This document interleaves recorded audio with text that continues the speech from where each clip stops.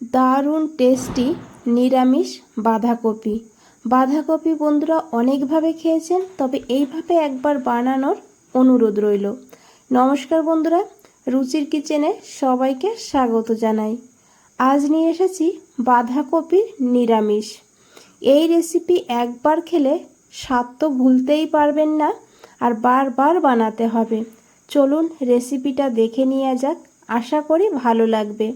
এখানে দেখুন আমি মিডিয়াম সাইজের একটা বাঁধাকপি নিয়েছি। বাঁধাকপিটাকে কেটে নিয়েছি। এখান থেকে আমি অর্ধেক বাঁধাকপি রান্না করব। এখন বাঁধাকপিটাকে খুব ভালো করে ধুয়ে নিতে হবে এই অবস্থায়। এদিকে দেখুন একটা কড়াইতে আমি দিয়েছি জল। জলটা গরম হতে শুরু করেছে। এখন দিয়েছি এখানে 1/4 চামচ লবণ। লবণটা দিয়ে খুব ভালো করে মিশিয়ে নিয়েছি। এখন দিয়ে দিয়েছি কেটে রাখা বাঁধাকপি।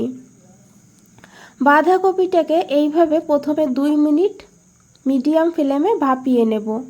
যেহেতু পেছনের পাতাগুলো একটু শক্ত হয়, আর ওর সঙ্গে একটা কিন্তু শক্ত মতন ডাটা মতনও থাকে, সেই কারণে 2 মিনিট এইভাবেই এটাকে ভাপিয়ে নিতে হবে। তারপরে এইভাবে উল্টে দিতে হবে। উল্টে দিয়ে আবারও 2 মিনিট এইভাবে উল্টে পাল্টে বাঁধাকপিটাকে একটু ভাপিয়ে নেব। এইভাবে কিন্তু অবশ্যই বাঁধাকপিটাকে ভাপিয়ে নেবেন। তো দেখুন 2 মিনিট হয়ে গিয়েছে। মোট আমি এখানে 4 মিনিট বাঁধাকপিটাকে ভাপিয়ে নিয়েছি।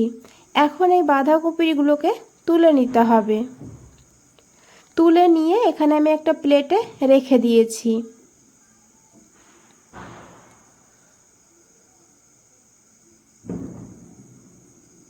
তো বাঁধাকপিটা এখানে ঠান্ডা হোক, আমি এখানে একটা ব্যাটার বানাবো। তার জন্য নিয়েছি এখানে 1/2 কাপ বেসন। তো যে কোনো একটা বাটি না হলে একটা কাপ নিয়ে নেবেন। তো এখানে আমি প্রায় 100 গ্রাম বেসন নিয়েছি। বেসনের মধ্যে দিয়েছি 1 চামচ চালের গুঁড়ো। চালের গুঁড়োর পরিবর্তে আপনারা এখানে কর্নফ্লাওয়ার নিতে পারেন, আর তাও যদি না হয় শুধু বেসন দিয়েও কিন্তু রেসিপিটা বানাতে পারবেন। তবে চালের গুঁড়ো দিলে খেতে খুবই ভালো হয়। এখন দেখুন এই বেসন আর চালের গুঁড়োটাকে এইভাবে চেলে নিতে হবে। তাহলে কিন্তু যখন আমরা জল দিয়ে মেখে নেব লাম্পস পড়বে না, একদম স্মুথ একটা ব্যাটার তৈরি হবে। এদিকে বেসনটাকে চেলে নিয়েছি। তারপরে দিয়েছি পরিমাণ মতন লবণ, অল্প করে দিয়েছি হলুদের গুঁড়ো, আর অল্প করে দিয়েছি লঙ্কার গুঁড়ো। ঝাল আপনারা আপনাদের প্রয়োজন মতন নিয়ে নেবেন। এখন দিয়েছি এখানে অল্প করে একটু বিট লবণ। বিট লবণ থাকলে অবশ্যই দিয়ে দেবেন, সুন্দর কিন্তু একটা ফ্লেভার হয়। তারপরে দিয়েছি এখানে 1/2 চামচ কাসুরি মেথি। মেথিটাকে আমি এমনি এইভাবেই দিয়ে দিয়েছি। এখন সমস্ত উপকরণকে খুব ভালো করে হাত দিয়ে মিশিয়ে নিতে হবে। তারপরে এখানে দিতে হবে জল, অল্প অল্প জল দিতে হবে, আর একটা ঘন ব্যাটার বানাতে হবে। একবারে জল দেবেন না, তাহলে পাতলা হয়ে যেতে পারে। তো এইভাবে অল্প অল্প দিয়ে একটা ঘন ব্যাটার বানাবেন, একদম ঘনও বানাবেন না। তো দেখুন কিভাবে ব্যাটারটাকে বানিয়েছি। একদম পাতলাও হবে না, আবার একদম ঘনও হবে না। এইভাবে ব্যাটারটাকে বানিয়ে 5 মিনিট রেস্টে রেখে দেব, এতে বেসনটা ফুলে যাবে। এদিকে দেখুন বন্ধুরা একটা বাটি নিয়েছি। বাটির মধ্যে নিয়েছি 2 চামচ টক দই। দইটা অবশ্যই ফ্রেশ নেবেন, বেশি পুরনো দই নেবেন না। এখন এই দইয়ের মধ্যে দিয়েছি 1/2 চামচ লঙ্কার গুঁড়ো। আমি আগেই বলেছি ঝাল আপনারা আপনাদের প্রয়োজন মতন নিতে পারবেন। আর এখানে আমি গুঁড়ো লঙ্কা ব্যবহার করেছি, আপনারা চাইলে কাঁচা লঙ্কা বেটেও ব্যবহার করতে পারবেন। তারপরে দিয়েছি অল্প করে একটু জিরের গুঁড়ো, খুবই অল্প দিতে হবে জিরের গুঁড়ো। 1/2 চামচ কাশ্মীরি লঙ্কার গুঁড়ো, এতে কিন্তু কালারটা ভালো হবে, ঝাল হবে না। দিয়েছি অল্প করে একটু হলুদের গুঁড়ো, খুবই অল্প দিতে হবে।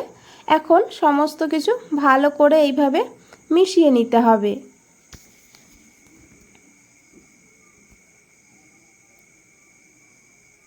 তো দেখুন বন্ধুরা খুব ভালো করে মিশিয়ে নিয়েছি। এখন এটাকে সাইডে রেখে দেব। আর এদিকে একটা কড়াই বসিয়ে দিয়েছি। কড়াইতে দিয়েছি সাদা তেল। তেলটা একটু বেশি করে দিতে হবে। আর রান্নাটা আমি সাদা তেলে করেছি, আপনারা চাইলে সর্ষের তেলও করতে পারবেন। তেলটা এদিকে গরম হোক, এদিকে দেখুন যে বাঁধাকপিটাকে ভাপিয়ে নিয়েছিলাম সে বাঁধাকপি কিন্তু ঠান্ডা হয়ে গিয়েছে। এখন বাঁধাকপিটাকে কেটে নেব। তো একটু দেখে নেবেন বাঁধাকপিটাকে কিভাবে কেটেছি। এইভাবে একটু বড় করে কেটে তারপরে মাঝখান থেকে আলাদা করে নিতে হবে, কারণ ছোট ছোট এইভাবে পিস করে নিতে হবে। আবারও বলছি বন্ধুরা, একটু দেখে নেবেন বাঁধাকপিটাকে কিভাবে কেটেছি। ভীষণ ভালো হয় খেতে, না বানিয়ে খেলে বুঝতে পারবেন না, বলে বোঝানো যাবে না, এতটা সুস্বাদু হয়। আর যাকে খাওয়াবেন সেই কিন্তু রেসিপিটা জানতে চাইবে। তো দেখুন বাঁধাকপিগুলোকে আমি কিভাবে কেটেছি আর কিভাবে রেডি করে নিয়েছি। এইভাবে বাঁধাকপিটাকে কিন্তু রেডি করে নিতে হবে। এদিকে দেখুন ব্যাটারটা নিয়ে নিয়েছি, ব্যাটারটা কিভাবে বানিয়েছি একটু দেখে নিন। চামচের গায়ে হালকা একটা লেয়ার পড়ে গিয়েছে। এখন এই ব্যাটারের মধ্যে বাঁধাকপির একটা একটা পিস নিতে হবে, আর এইভাবে ব্যাটারের মধ্যে ডুবিয়ে এক্সট্রা যে ব্যাটারটা আছে সেটা কিন্তু ঝেড়ে নিতে হবে। এইভাবে দেখুন, এক্সট্রা ব্যাটার যদি থেকে যায় তখন কিন্তু সাইড দিয়ে অনেকটা ফুলা ফুলা হবে।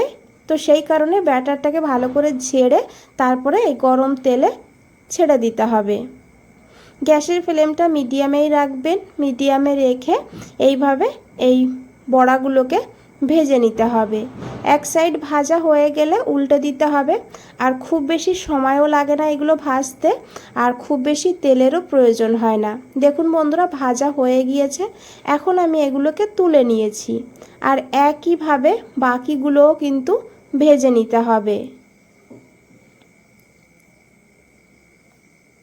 আরেকটা কথা বন্ধুরা, এই বড়াগুলো আপনারা এমনিতেও খেতে পারেন, দারুণ লাগে খেতে। আর ডাল ভাতের সঙ্গে হলে তো কোনো কথাই হবে না, বিকালে চায়ের সঙ্গেও কিন্তু দারুণ লাগবে খেতে। এদিকে আমার ভাজা হোক, আমি একটা মশলা বানিয়ে নেব। তার জন্য নিয়েছি একটা প্লেটে 1 চামচ পোস্ত, 4-5টা এখানে কাজু বাদাম নিয়েছি। কাজু বাদামের পরিবর্তে আপনারা এখানে ভাজা চীনাবাদামও ব্যবহার করতে পারেন। আর তার সঙ্গে নিয়েছি 1 চামচ চারমগজ। সমস্ত কিছু আমি একটা মিক্সচার গ্রাইন্ডারে দিয়ে প্রথমেই শুকনো অবস্থায় দেখুন গুঁড়ো করে নিয়েছি। খুব সুন্দরভাবে এখানে পাউডার হয়েছে। এখন একটু জল দিয়ে একদম স্মুথ একটা পেস্ট বানিয়ে নিয়েছি। এদিকে আমার বড়াগুলো ভাজা হয়েছে, দেখুন কতটা সুন্দর হয়েছে দেখতে, খেতেও একদম অতুলনীয়, মুখে দিলেই একদম মিলিয়ে যাচ্ছে, এতটা নরম হয়েছে খেতে, বলে বোঝানো যাবে না। আর এদিকে দেখুন খুব বেশি তেলও কড়াইতে নেই। এখন এই তেলের মধ্যে আমি 1 চামচ ঘি যোগ করেছি, দিয়েছি 2টো ছোট এলাচ, একটু দারচিনি, 2-3টে এখানে লবঙ্গ নিয়েছি, 2-3টে গোলমরিচ, অল্প করে একটু গোটা জিরা। ফোড়নটাকে ভালো করে ভেজে নিতে হবে। সুন্দর একটা গন্ধ বেরিয়ে গেলে তখন এখানে দিয়ে দিতে হবে দই আর গুঁড়ো মশলার পেস্ট। দই দেওয়ার সময় গ্যাসের ফ্লেমটা অবশ্যই লোতে রাখবেন। তারপরে 2 মিনিট এইভাবে কষিয়ে নিতে হবে। তারপরে এখানে দিয়ে দিতে হবে বেটে রাখা কাজু বাদাম। জার ধুয়ে এখানে আমি অল্প করে জলও যোগ করে দিয়েছি। এখন খুব ভালো করে লো ফ্লেমে 2-3 মিনিট কষিয়ে নিতে হবে। এখানে আমি দিয়ে দেব পরিমাণ মতন লবণ, আর তার সঙ্গে দিয়েছি এখানে 1/2 চামচ চিনি। চিনিটা কিন্তু অবশ্যই দেবেন, কারণ এখানে টক দই দিয়েছি, চিনিটা দিলে সুন্দরভাবে টেস্টটা ব্যালেন্স হবে। তো দেখুন প্রায় 3 মিনিট এখানে আমি মশলাটাকে কষিয়ে নিয়েছি, আর মশলার থেকে কিন্তু তেল পুরোপুরি উপরে উঠে এসেছে। এখন এখানে দিয়ে দিতে হবে জল। খুব বেশি জল দেবেন না, এই রান্না কিন্তু একদম ঝোল ঝোল হবে না। তাই আমি এখানে 1 বাটি গরম জল দিয়েছি, অবশ্যই গরম জল দিতে হবে। দিয়ে খুব ভালো করে মিশিয়ে নিতে হবে। দেখুন ঝোলটা ফুটতে শুরু করেছে। এখন এখানে দিয়ে দিতে হবে ভেজে রাখা সেই বড়াগুলো, তবে আমি কিছুটা রেখে দিয়েছি এমনি খাওয়ার জন্য। দিয়ে খুব ভালো করে মিশিয়ে নিয়েছি। এখন আর ঢাকা দেওয়ার দরকার নেই, 2-3 মিনিট এইভাবেই লো ফ্লেমে রান্না করে নিতে হবে। তারপরে একটু ধনেপাতা দিতে হবে, দিয়ে গ্যাসটা বন্ধ করে দিতে হবে। 5 মিনিট স্ট্যান্ডিং টাইমে রেখে দেব। 5 মিনিট পর ফিরে এসেছি বন্ধুরা। আশা করি দেখে বুঝতেই পেরেছেন কতটা লোভনীয় লাগছে। আর এই রেসিপি ভাত পাশাপাশি রুটির সঙ্গে খেতে অসাধারণ লাগে। বন্ধুরা, রেসিপিটা ভালো লাগলে অবশ্যই একটা লাইক করে দেবেন, চ্যানেলটাকে সাবস্ক্রাইব করে পাশে থাকবেন। ফেসবুক থেকে দেখলে পেজটাকে ফলো করে দেবেন। আজ তাহলে এই পর্যন্তই, ফিরে আসছি নতুন কোনো রেসিপি নিয়ে। ভালো থাকবেন, সুস্থ থাকবেন। সবাইকে অনেক অনেক ধন্যবাদ এত সময় ধৈর্য ধরে রেসিপিটা দেখার জন্য।